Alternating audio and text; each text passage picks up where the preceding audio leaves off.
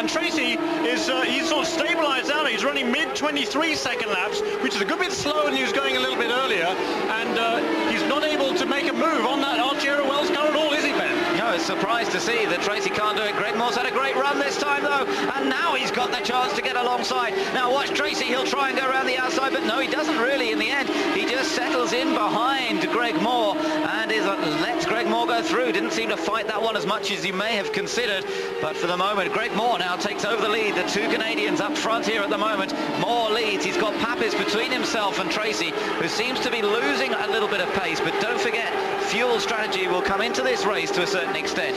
If they go green all the way, which they won't already, we've already had quite a lot of yellow. It's a 3-stop race, but they could squeeze it to 2 stops if they're lucky. Huge group of traffic here up here. There's Mauricio Gugelmin also looking down the inside of Paul Tracy. Can't make it happen in turn 1. Tracy trying still stuck behind Max Papis. Cannot get around the Toyota. That's very interesting indeed. There's both Gugelmin and Carpentier right behind him as Papis goes the inside of Brian Herder. Traps out Paul Tracy. He can't make that move around the outside. No, Tracy's struggling so much to get past Max Papis, and if he's not careful, he's going to lose second place here. Gugelmin tries down the inside as Tracy this time actually makes advantage. He gets past Papis at last, and now it's Gugelmin who's trying to get past Max Papis. There is Carpentier, who's lying in 4th position behind this particular group of cars all battling for position. And well, in fact, Carpentier is just there. Yes, you can see he's there with Zanardi, who's now a lap behind them. Zanardi down in 16th place, and that really is a surprise for the Italian to see him so far down.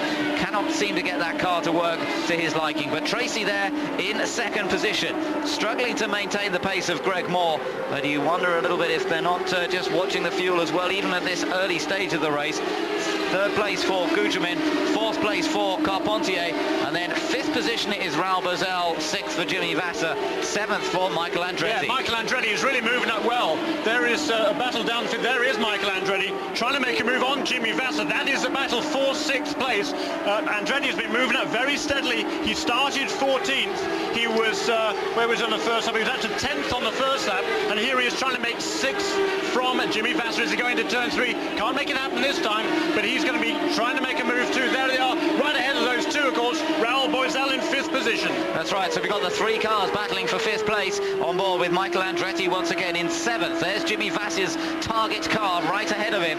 The Target Chip Ganassi team, the same as for Alex Zanardi. And indeed, he's looking very, very good at the moment. But Greg Moore is our race leader after 46 laps completed. Back on board with Michael Andretti, and Jimmy Vasser is about to be passed. Andretti's got a great run. He might get past Boesel, or not quite past Boesel, but he's on the inside of Vasser. Vasser now tries to go around the outside of Boesel. Fantastic racing, all 3 of them, and Vasser it is who loses out in the end. It's Raul Boesel who maintains 5th place, but Andretti's now gone up to 6th, and Vasser loses out in the traffic, and he goes back to 7th. But this is all part and parcel of oval track racing. If you can't deal with the traffic, you're not going to win the race. It's a part of being competitive, and now he's about to lap teammate Alex Zanardi. Zanardi trying to get out of the way there as Vasser comes through, and Zanardi really off the pace here. He'll be disappointed to see that group of cars go past him. But now on board with Raul Boesel and Michael Andretti, again looking threatening in the Swift chassis, the car that won the opening oval track race of the year at Homestead, and he seems to have got a good race set up on this car now. Hectic stuff, isn't it? This is what short track racing is all about. Just non-stop wheel-to-wheel action. 3 and 4 abreast going into these flat turns on the Milwaukee Mile. Fabulous racing. That's why there's a capacity crowd here at the mile. The infield is packed. The grandstands are packed. It's a great sight with the blue skies, and tremendous racing for them to watch. It is just what they wanted to see here today. Absolutely fantastic. A full house here of around 45,000 people, and they're being treated to some great oval track racing. Michael Andretti on the chase still of Raul Boesel. Remember, up front, Greg Moore is still the race leader, doing a great job. He's opened up a 2-second advantage or so over Paul Tracy in 2nd, Gugelmin in 3rd, Carpentier in 4th, and then the battle that we're watching for 5th place as Boesel takes a slightly wider line into turns 1 and 2, building up to around 185 miles an hour at the end of the back straight, a little bit more than that, and just easing the left foot onto the brakes through these 2 turns. I was talking to Mark Blundell earlier about it, and he's saying you don't ever really fully... Oh, we've got another crash crash. It's Parker Johnston this time. Parker Johnston has crashed, and that's out of turn 2. So Parker Johnston is the next victim of the wall here, and Johnston was running reasonably well up the order, but is out of it now. Well, he was, but funny, his timing is interesting, because I was just about to make that point. In the last couple of laps, he'd slipped back from 8th place back to 12th, going backwards very rapidly indeed. Whether he had some sort of a tyre problem, perhaps, or maybe even a slow puncture, he was certainly losing ground, and of course it caught him out in the end and backwards into the wall. Very hard indeed for Parker Johnston, as you say, the exit of turn 2. A lot of the cars have been suffering cut tyres this weekend, and this is where you do begin to wonder that some of the cars do have sensors on the wheels to know when the tyre has lost pressure. And let's just hope that that's not going to cause a problem in the race today. A bit of debris around. Let's hope Parker Johnston's okay. We haven't seen any movement yet, but he may just have been waiting for the other cars to come past. Let's take a look. You can see the back end let go on him quite early on, coming out of turn 2, bang into the wall. And that didn't look like too heavy an impact as these things go. It's ripped the rear wing off, damaged the gearbox area of the car. The safety team in place to tend to Parker Johnston. The very likeable ex-IMSA racer had an incredibly successful career in sports car driving, and the pit lane closed at the moment, but it may well open for the leaders in a few moments' time. We've just had the first round of pit stops. The leaders have been in, and the changes you can see. Paul Tracy has managed to get back ahead of Greg Moore. So Tracy has retaken the lead here after the early part of the race that saw him storm away initially. Then Greg Moore move his way up after qualifying slightly further back. He qualified 5th, picked them off one by one, took over the lead, but now he's back to 2nd after the first round of stops. Other people to gain? Well, Alonso Jr. has gained from this round of pit stops. He's come up to 5th position, and Jimmy Vasser also has gained. He's come up to 4th position.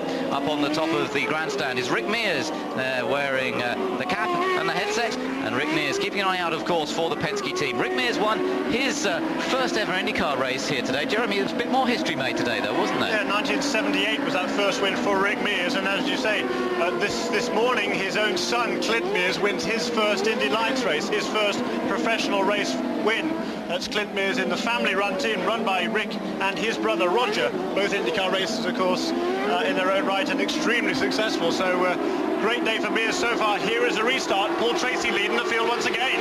Great, so let's get this race underway. Lap number 61, they'll be coming around to complete again. Well, 62 there, in fact, as you can see, as Greg Moore and Maurizio Gutermin go chasing after Paul Tracy, but in fact Michael Andretti there on board with Michael Andretti. He started in 7th position on this restart.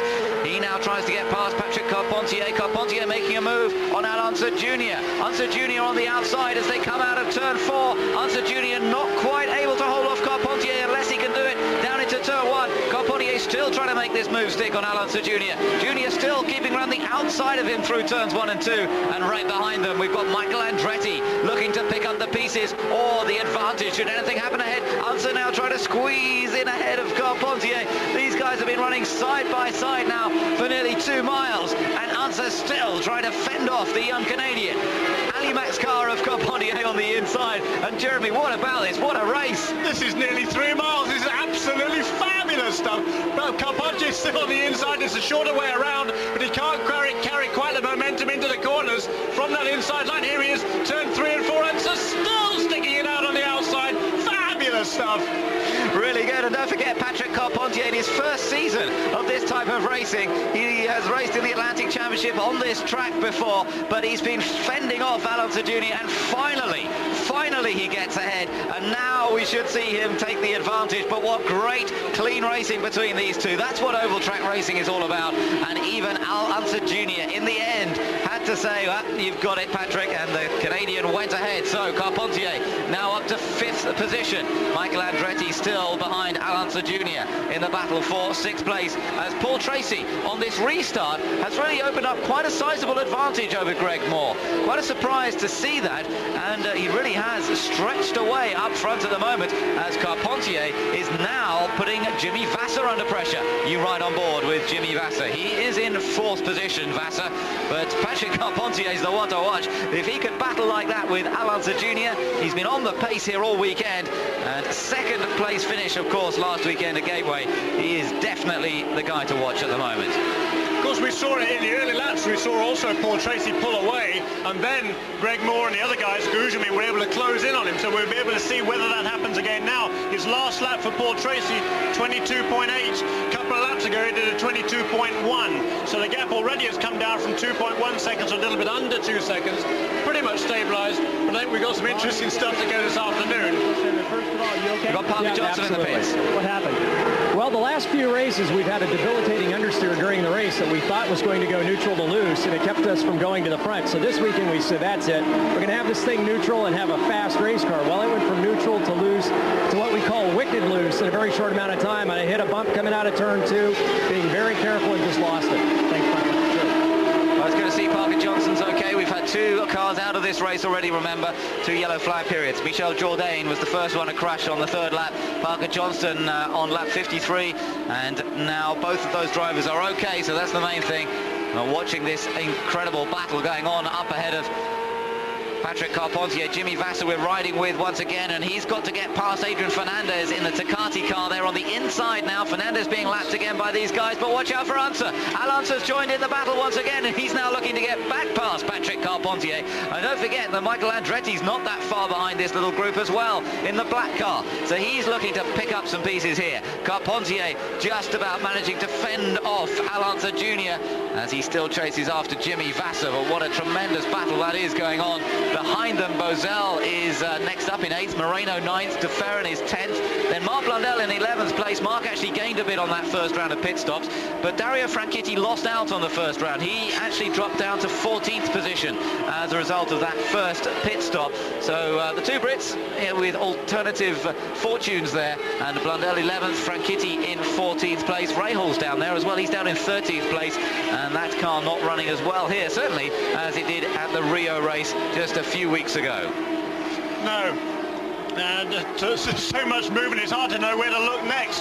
There is Paul Tracy, he's working his way through the back markers here. He's got Gualter Salas ahead of him, and certainly Greg Moore is closing in. So up front, Tracy still with the advantage.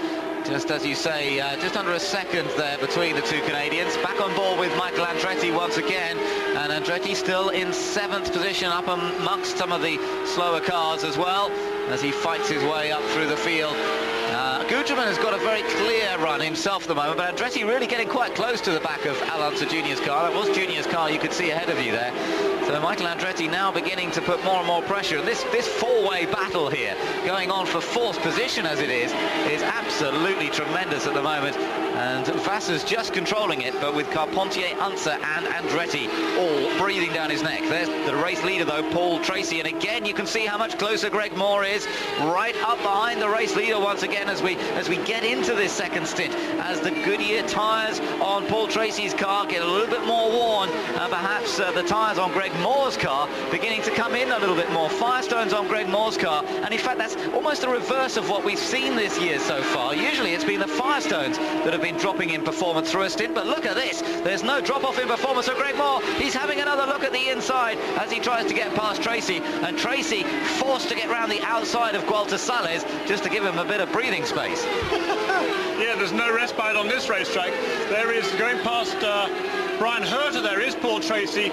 Greg Moore hung up a little bit behind that slower car going through the previous corner, getting past Gualter Salas. He does so now. Gugelmin also has to work his place past Salas at the back of the screen there, as Moore dives down the inside of Brian Herter into turn 1 and sets his sights once again on Paul Tracy.